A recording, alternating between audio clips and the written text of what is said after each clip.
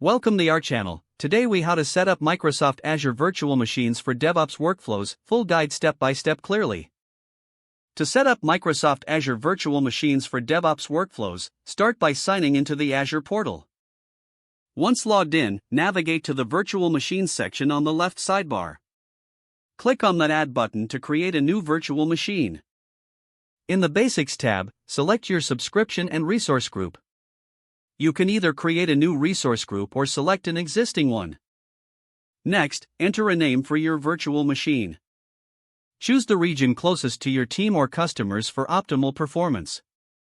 Select an image for your virtual machine, such as Windows Server or Ubuntu. Choose a size for your virtual machine that meets your workload requirements. Click on Select after choosing the size. Proceed to the Administrator Accounts section to create a username and password. Make sure to note these credentials for accessing the VM later.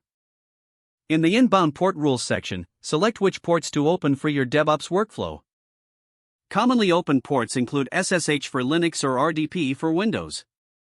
Review your selections and click on Create to provision your virtual machine. Wait a few moments for the deployment to complete. Once deployed, navigate to the Virtual Machines section again. Click on the name of your newly created virtual machine. Take note of the public IP address assigned to your VM. Open your preferred remote desktop client or SSH client. Use the public IP address along with your administrator credentials to connect to the virtual machine.